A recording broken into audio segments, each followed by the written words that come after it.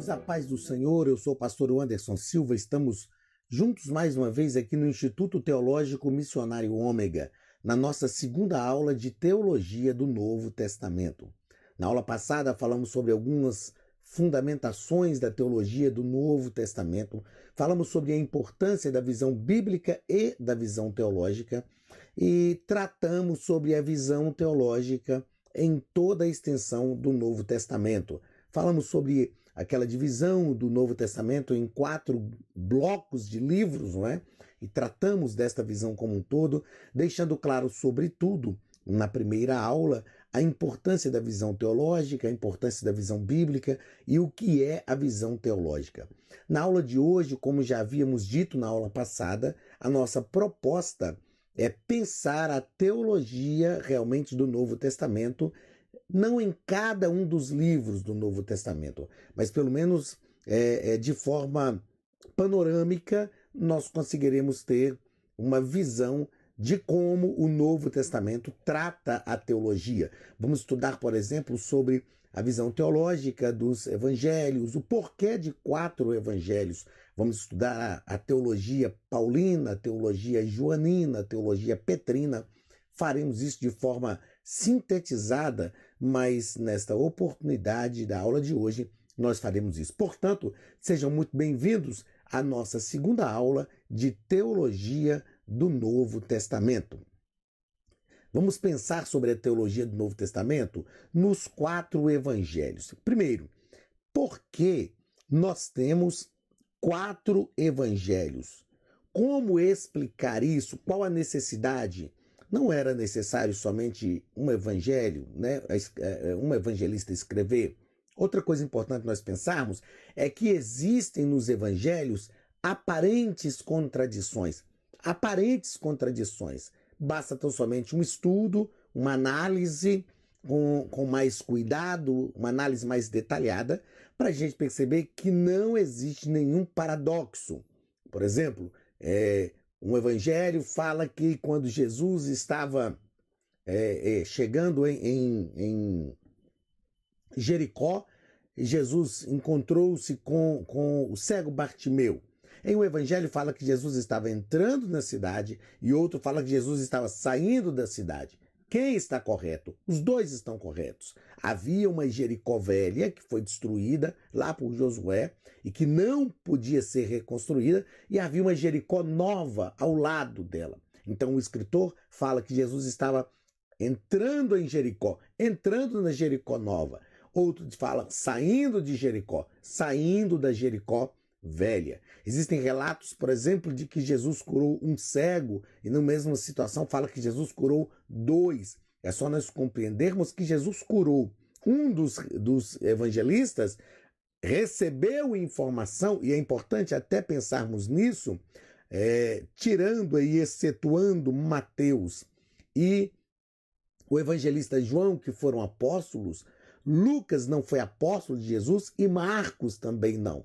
Então, Lucas, principalmente, escreveu prioritariamente, aliás, a partir de fontes de informação. Então, é muito simples nós entendemos que quando os evangelistas escreveram, outra coisa importante, aliás, antes até de falar sobre o que é muito simples, é que nenhum dos evangelistas escreveu durante o ministério de Jesus. Foram textos escritos posteriormente à morte de Jesus. Então ninguém estava lá enquanto Jesus estava caminhando, escrevendo os fatos, registrando. Então, mesmo Mateus e João receberam também informações. É claro que eles viram, presenciaram todos esses fatos, mas as informações que chegaram aos evangelistas, às vezes, através das fontes de informações, chegaram informações um tanto quanto diferentes. O importante é nós pensarmos o seguinte: se Jesus curou um cego ou curou 2, não há problema. O evangelista está querendo relatar a cura que Jesus efetuou. E isto é importante nos evangelhos, evitar tratar desses aparentes paradoxos, mas que, na verdade, não são paradoxos que existem. Então, é importante, sim, pensarmos nessas fontes que os evangelistas receberam. Então, por que há 4 evangelhos? Os 4 evangelhos têm cada uma individualidade que não pode ser anulada.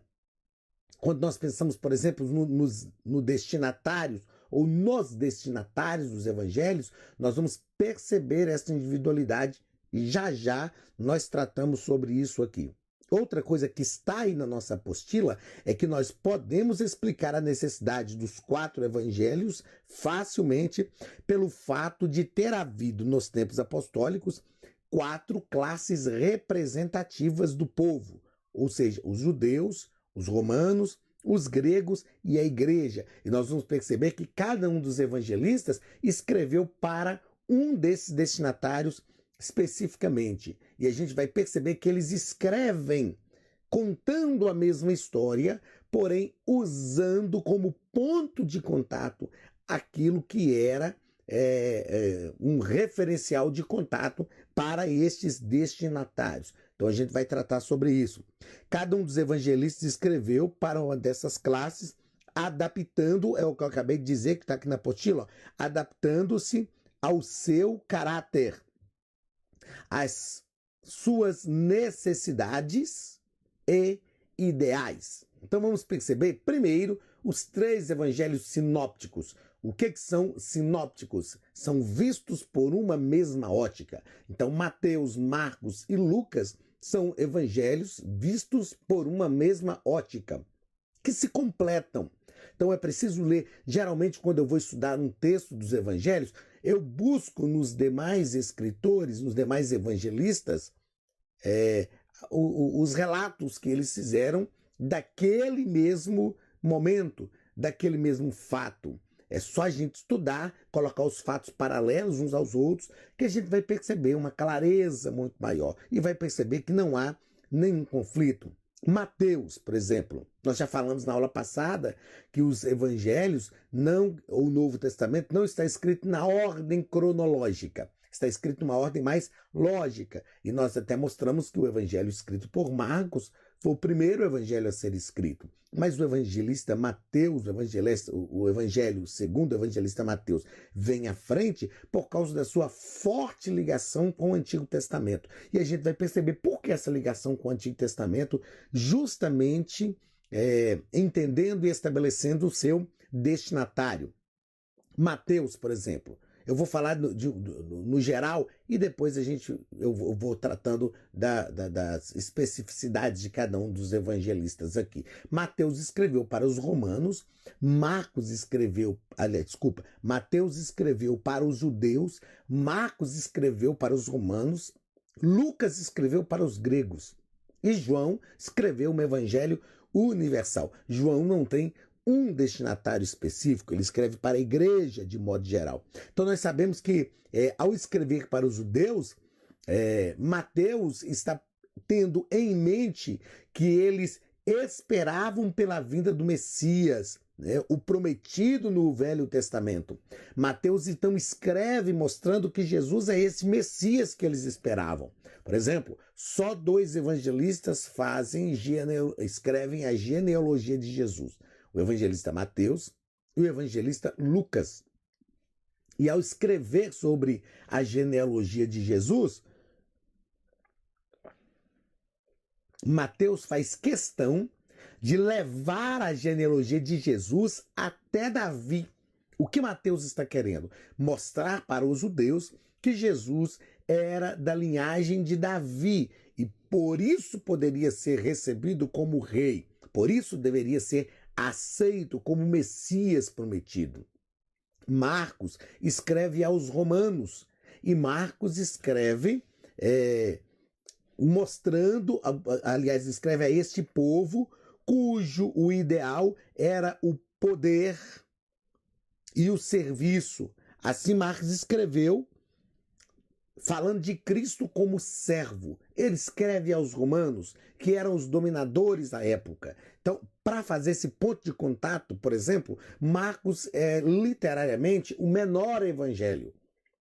Porque os romanos estavam sempre lutando, batalhando, e eles não teriam tempo para ler. e nem estavam voltados para o estudo como os judeus sempre foram, nem para o pensamento filosófico como os gregos também eram.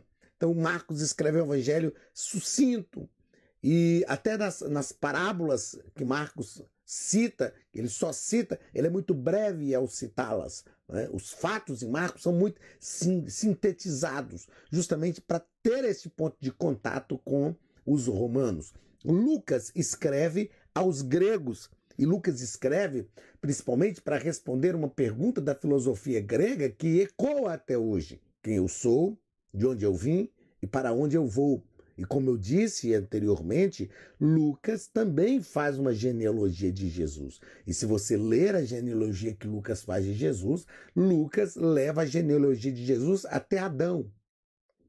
E ele diz assim: e Adão veio de Deus, ou seja, mostrando que o homem veio de Deus e para Deus está voltando. Outra coisa interessante é nós pensarmos num paralelo que existe entre os evangelistas ou os evangelhos e o livro de Ezequiel. A Bíblia diz em Ezequiel capítulo 1, versículo 10, Ezequiel estava no cativeiro babilônico, entre os cativos da Babilônia, e ele tem uma visão.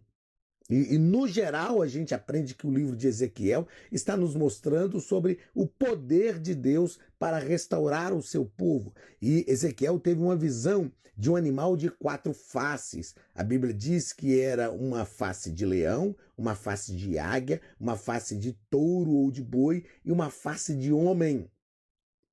Esse era um animal de 4 faces. E esta visão de Ezequiel faz um paralelo com os evangelhos.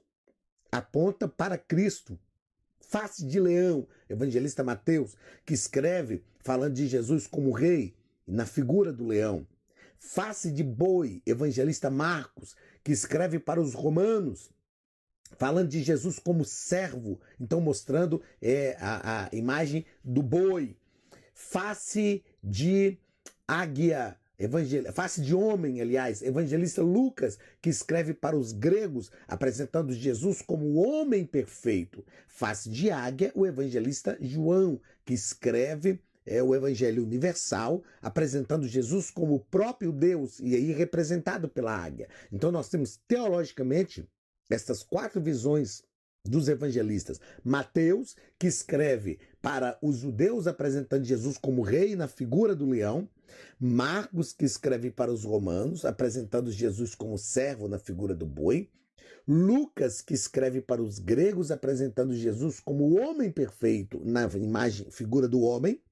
E João, que escreve um evangelho universal, apresentando Jesus como o próprio Deus. No princípio era o Verbo, e o Verbo era Deus, e o Verbo estava com Deus. Todas as coisas foram feitas por ele, e sem ele nada do que foi feito se fez. João fala disso já no primeiro capítulo do evangelho que ele escreve.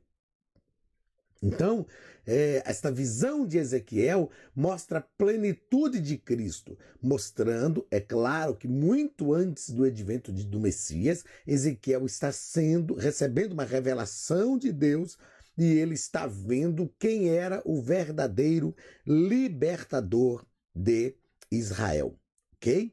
Então, assim, bem sinteticamente falando, bem resumidamente, devido ao nosso tempo, né, a brevidade de tempo que temos aqui na nossa aula, esta é uma visão teológica dos 4 evangelhos. Os sinópticos e João. O evangelho de João, ele tem uma roupagem diferente, porque ele não é para um destinatário específico, ele é para a igreja ou é para o mundo inteiro, onde João apresenta Jesus como o próprio Deus. O Verbo habitou entre nós e se fez carne. É Deus encarnado. Então o evangelista João, o evangelho de João, é uma obra de um teólogo que apresenta Jesus como Cristo, como Filho de Deus. Então, em Mateus, Jesus é rei, em Marcos, Jesus é servo, em Lucas, Jesus é homem e em João, Jesus é Deus. Ok? Existem 2 principais doutrinas tratadas no Evangelho de João, que é a doutrina de Deus. Ele inicia no capítulo 1 falando sobre isso, né? Mostrando essa divindade de Cristo, e depois João trata também sobre a doutrina das últimas coisas, não é? Aliás, essas doutrinas são tratadas nos evangelhos, né? Principalmente em Mateus, quando Jesus fala do sermão profético, ok? A teologia do apóstolo João.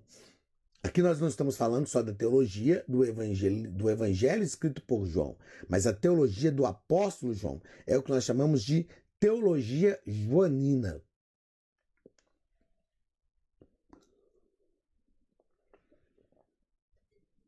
Como eu disse, vamos tratar isso de forma sintética, mas de uma forma concisa, ok? Mas a teologia joanina, o centro, o alicerce, a base de João é a pessoa de Cristo. Não é? Quando a gente, tanto no Evangelho, aqui, como eu disse, nós não estamos tratando só da teologia do evangelista ou do Evangelho de João, mas a teologia joanina. É claro, João escreveu, nós sabemos que ele escreveu o Evangelho, ele escreveu 3 cartas e depois ele escreveu o livro de Apocalipse. E nesses 5 livros escritos por João, nós temos uma ideia teológica de João. E é o que nós vamos tratar aqui agora. Então, a base, o alicerce, o centro da teologia de João é a pessoa de Cristo. João é cristocêntrico. Perceba que no Evangelho, no capítulo 1, ele já fala que o Verbo encarnou e habitou entre nós. Depois, no capítulo 3, ele fala que Deus amou o mundo de tal maneira que deu o seu único filho para que todo aquele que nele crê não pereça, mas tenha a vida eterna. João está sempre tratando, depois na primeira epístola, por exemplo, ele diz, se andarmos na luz como ele na luz está, temos comunhão uns com os outros, e o sangue de Jesus Cristo, seu Filho, nos purifica de todo o pecado. Então, Cristo está sempre no centro. Ele introduz a sua teologia apresentando 3 declarações que entendem, que excedem o entendimento humano, não é? Ele fala, no princípio era o verbo, é a primeira declaração, e o verbo estava com Deus, é a segunda declaração, e o verbo era Deus, é a terceira declaração. Este princípio aqui não é um princípio de início, de começo, na verdade, este princípio é um princípio, como no Gênesis, no princípio criou Deus os céus e a terra. É um princípio muito mais amplo. Está falando de um princípio como agente gerador. Ele é o princípio de tudo, ou seja, antes de Cristo, que é Deus, antes de Deus não existe mais nada. João está falando deste princípio como um agente gerador, como um agente sustentador de todo o universo. Então a teologia joanina gira em torno de Cristo, gira em torno do próprio Deus. O Cristo que é encarnado, Deus encarnado, não é? É o Deus que está presente. Depois na apostila nós temos aqui a tratativa sobre a teologia do apóstolo Pedro. Teologia do apóstolo Pedro. Pedro se dirigia aos cristãos dispersos pelas províncias da Ásia Menor para confortar os fiéis que estavam sofrendo perseguições em muitos lugares. Pedro, aqui nós temos o apóstolo Pedro, né? O líder do colégio apostólico, um homem muitas vezes duro, rude, em alguns aspectos, mas um homem de Deus, um homem chamado por Deus, um homem que o próprio Jesus disse, nas tuas mãos eu ponho a chave do reino dos céus. O que ligares na terra terá sido ligado nos céus, e o que desligares na terra terá sido desligado no céu. Então, o centro, vamos pensar em alguns pensamentos petrinos, alguns pensamentos teológicos petrinos. O conceito de Pedro sobre a pessoa de Cristo. Jesus é apresentado por Pedro como um Salvador cuja obra redentora foi consumada no Gólgota. Então, ele é apresentado desta forma por Pedro. Até porque Pedro estava lá. Pedro foi até o final. Ele viu as coisas que aconteceram. Então, Jesus é visto e apresentado por Pedro como o Salvador do mundo. Jesus é considerado por Pedro como a pedra viva e preciosa para os crentes e pedra de tropeço para os incrédulos. Então Pedro percebe isso. Jesus é a pedra viva, preciosa para os crentes, mas para aqueles que não creem, para aqueles que não acreditam em Cristo, ele é a pedra de tropeço, né? Jesus é para Pedro o exemplo de que devemos segui-lo, o exemplo de quem devemos seguir, né? Pedro estava sempre perto de Jesus. A Bíblia diz que todo lugar que Jesus ia, praticamente ia com ele Pedro, Tiago e João. Quando os demais apóstolos não estavam lá, mas Pedro, Tiago e João estavam lá. Então ele viu este exemplo, este referencial em Cristo. Jesus é fiel, totalmente fiel para com seus servos. E ele voltará para recompensar os seus servos. Muitos dos ensinos de Pedro estão diretamente ligados aos ensinos de Cristo. Pedro estava ali, ouvindo o que Cristo falava, aprendendo com ele. Por exemplo, para a gente traçar aqui um paralelo entre os ensinos de Cristo e os ensinos de Pedro, para vocês perceberem como que isto está ligado. Como que Pedro ensinava aquilo que ele realmente tinha aprendido com Jesus. Por exemplo, Mateus capítulo 13 e versículo 17, está escrito assim: Jesus disse: pois em verdade vos digo que muitos profetas e justos desejaram ver o que vocês vedes e não o viram, e ouvir o que ouvis e não ouviram. Agora, olha o que Pedro diz na primeira epístola, capítulo 1, versículo 10. Desta salvação inquiriram e indagaram diligentemente os profetas que profetizaram da graça, da graça que para vós era destinada. Então perceba que Pedro está falando, as palavras de Pedro são como se fosse uma paródia das palavras de Jesus. Ele está falando justamente aquilo que Jesus disse. Olha só, João capítulo 21 e versículo 15. Nós temos aqui palavras de Jesus. Depois de terem comido, perguntou Jesus a Simão Pedro: Simão Pedro, filho de João, amas-me mais do que estes? Respondeu-lhe: sim, Senhor. Tu sabes que te amo. Disse-lhe Jesus, né? Apacenta os meus cordeirinhos. Agora, olha o que Pedro diz. A primeira epístola, capítulo 5, versículo 2. Apacentai o rebanho de Deus, que está entre vós, não por força, mas espontaneamente, segundo a vontade de Deus, nem por torpe ganância, mas de boa vontade. Perceba que são as mesmas palavras. É um ensino paralelo. Olha o que está escrito em Mateus capítulo 22, versículo 31. Palavras de Jesus. Simão, Simão, eis que Satanás vos pediu para vos cirandar como trigo. Olha o que está escrito na 1 de Pedro, capítulo 5.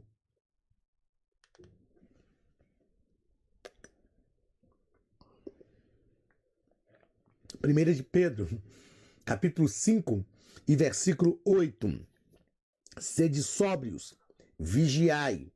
O vosso adversário, o diabo, anda em derredor, rugindo como um leão, procurando a quem possa tragar. Então, o que nós percebemos com os ensinos de Pedro? São exatamente paralelos aos ensinos de Jesus.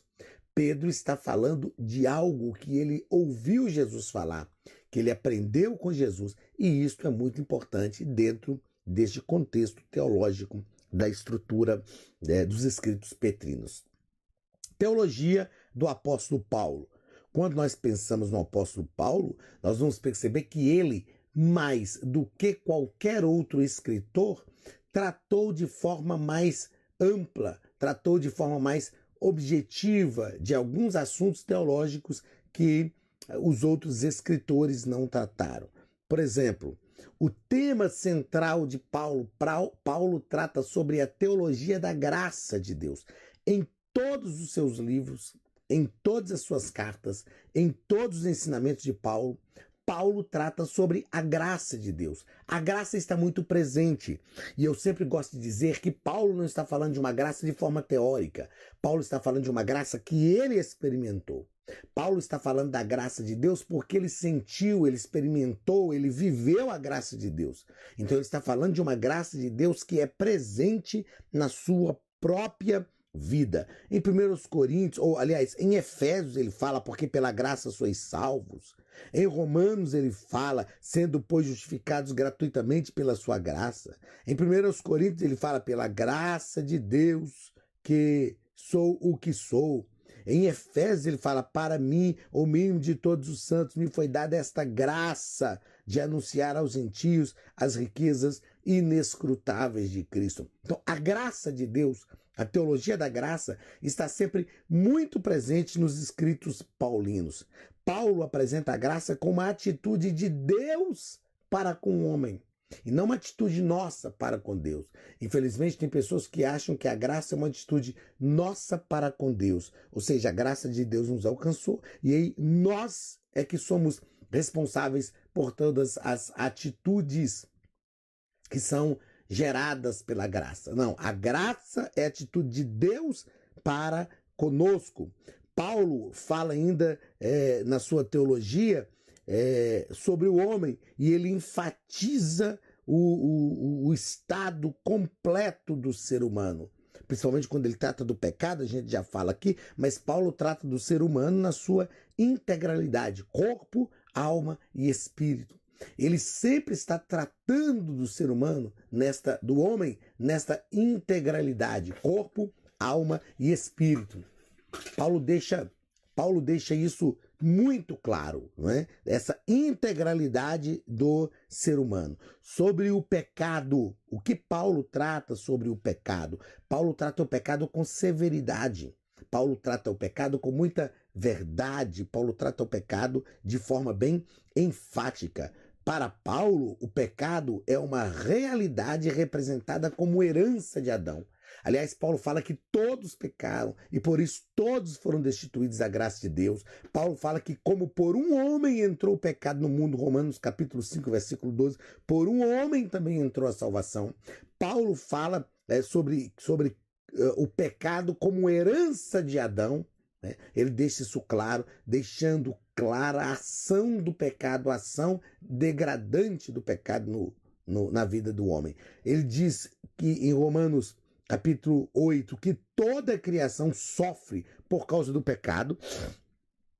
Esse pecado é universal, afeta toda a natureza e não somente o ser humano. Então, a martiologia de Paulo trata do pecado de forma bem bíblica e de forma bem concisa, bem sólida, e deixando clara essa gravidade do pecado. O conceito de Paulo sobre a pessoa de Cristo foi o tema central da sua pregação. A morte foi para que os nossos pecados fossem apagados. Paulo deixa isso claro, que através da sua morte, o seu sangue, nós somos justificados pelo seu sangue, perdoados pelo seu sangue. Através da sua morte, os nossos pecados foram apagados e, consequentemente, as nossas almas foram resgatadas para alcançarmos a reconciliação com Deus. Ele trata disso, sendo, pois, justificados pela fé, temos paz com Deus. No ensino de Paulo, o ensino de Paulo também abrange a segunda vinda de Cristo. Paulo fala disso na carta aos Coríntios, Paulo fala disso na carta aos Tessalonicenses. Ele trata desses aspectos, na verdade, dos escritores do Novo Testamento, aquele que tratou de forma mais ampla das questões bíblico-teológicas foi realmente o apóstolo Paulo. Paulo trata também da pneumatologia, ele fala sobre o Espírito Santo habitando dentro de nós somos templo do Espírito Santo. Paulo fala que nós precisamos guardar este templo do Espírito Santo. Paulo fala desta ação do Espírito Santo no ministério de cada crente, na vida de cada crente.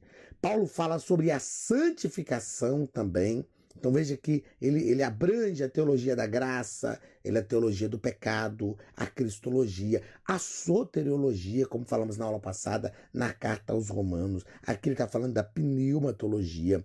Então a santificação, o crescimento na graça, são fruto do viver no Espírito. O Espírito Santo é Deus operando no aperfeiçoamento do corpo de Cristo, que é a igreja. A igreja aparece como o corpo onde Cristo é a cabeça. Então, Paulo deixa muito claro, e como eu disse, a teologia paulina é que tem uma abrangência maior nas disciplinas da teologia sistemática. Teologia da epístola aos Hebreus, da carta aos Hebreus. O escritor aos Hebreus fala sempre da superioridade de Cristo. Ele faz uma interpretação do sacrifício levítico, falando da superioridade de Cristo. Então, Cristo é superior aos profetas do Antigo Testamento. Por quê? Porque Cristo vem para o cumprimento do que foi profetizado. Cristo é superior a Arão e os seus filhos como sacerdotes. Por que isto? Porque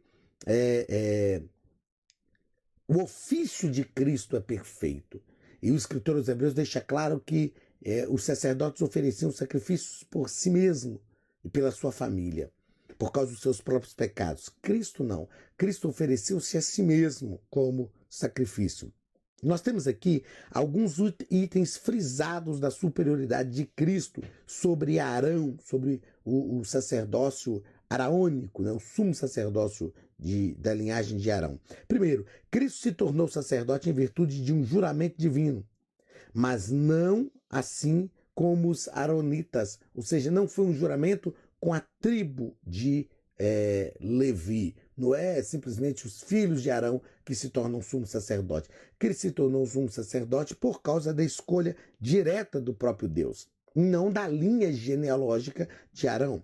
Segundo, Cristo é eterno, ao passo que os aronitas morriam e tinham de ser substituídos. O sacrifício de Cristo é duradouro. Terceiro, Cristo é impecável, ao passo que os aronitas não o eram. Como nós citamos aqui, a Bíblia diz que ele não tinha que oferecer sacrifício pelos seus próprios pecados, mas ele ofereceu-se a si mesmo como sacrifício. Quarto, as funções sacerdotais de Cristo envolvem as realidades celestiais, mas as dos aronitas dizem respeito aos símbolos terrenos. Então era tudo símbolo. No caso de Cristo, é uma realidade celestial. 5. Cristo ofereceu-se a si mesmo voluntariamente como um sacrifício que jamais precisará ser repetido. Ou seja, todo ano tinha que se fazer sacrifício. Através do sacrifício de Cristo, não, pronto, acabou. Feito de uma vez por todas. O próprio Antigo Testamento, escrito durante o período do sacerdócio araônico, predizia que sobreviria uma nova aliança que tornaria obsoleto ao antigo pacto, segundo o qual funcionava o sacerdócio araônico. Então, o que nós estamos percebendo é que realmente o sacrifício de Cristo é superior, de uma vez por todas. Depois nós temos a teologia de Tiago. Na carta de Tiago, né, contém poucas instruções doutrinárias. O propósito principal de Tiago é pôr em relevo o aspecto religioso da verdade. Né? Paulo fala sobre o que é a fé prática. Aliás, Tiago, né, fala sobre o que é a fé prática. Ele explica que a fé não produz santidade. A fé que não produz santidade na vida é morta, ou seja, a fé sem as obras é morta. Salienta a necessidade de uma fé que seja viva e eficaz para obter a perfeição cristã. Não há nem conflito da carta de Tiago e a teologia de Paulo. Paulo está falando do aspecto espiritual e Tiago falando do aspecto prático. Judas enfatiza a fé e o dom de Deus, enfatiza o dom do Espírito Santo como fonte de vida e poder para o crente e uma vida de santidade como dever de cada filho de Deus e Cristo como juiz. A carta de Judas foi escrita para Judas, irmão de Tiago, né, que era irmão de Jesus, não foi apóstolo, mas seguiu, né, os passos de Cristo. A carta foi escrita para exortar e animar os crentes a batalharem pela fé, lembrando-lhes os castigos recebidos pelos ímpios no passado. Ou seja, tratando do exemplo do que aconteceu no passado para que a gente tenha uma vida diferente. E por fim, a teologia do Apocalipse. Nós precisamos pensar o Apocalipse não de forma futurista. O Apocalipse fala de fatos que já aconteceram, que estão acontecendo e que irão acontecer. O livro de Apocalipse é uma mensagem que alcança todos os tempos, embora tenha uma mensagem para o presente. O seu alcance penetra até o estado eterno. Nós lemos Apocalipse e aprendemos que a Bíblia, em seus primeiros capítulos, fala da criação do homem, da sua queda, do seu pecado, enquanto o Criador anunciava os castigos que deveriam envolver Satanás e o homem, a mulher. Ele prometeu um redentor, dizendo que a mulher geraria uma semente que pisaria a cabeça da serpente. E a trajetória do Apocalipse nos revela esta redenção. Então, o que nós precisamos aprender no Apocalipse? O Apocalipse não fala só de coisas escatológicas, de monstros terríveis, não. O Apocalipse está falando do Cristo vencedor. João está escrevendo o Apocalipse para uma igreja que estava enfrentando perseguições. E ele está mostrando que a igreja deve ter alegria e deve suportar as perseguições, porque Cristo venceu e a igreja de Cristo vence junto com ele. Então a teologia de Apocalipse não pode ser futurista. Não é aquele negócio só para o futuro, o amanhã. Já está acontecendo, já aconteceu e ainda acontecerá. Muito bem, queridos. De forma bem sintética, como falei, chegamos aqui ao final da nossa aula de teologia do Novo Testamento. É muito importante e o que nós fizemos aqui prioritariamente é deixar claro para você esta visão teológica da Bíblia. O que é a visão teológica? Então é muito importante que você tenha essa visão teológica, que você trabalhe essa visão teológica e que essa visão teológica direcione a sua vida, pois é através da visão teológica que você vai conseguir não só conhecer os fatos bíblicos, mas interpretá-los de forma poderosa para a glória do nome de Jesus. Fica aqui o grande abraço do pastor Anderson Silva e do Instituto Teológico Missionário Ômega. Deus te abençoe e até a próxima aula, em nome de Jesus. Você está ouvindo Web Rádio Servindo com Amor. 24 horas com você.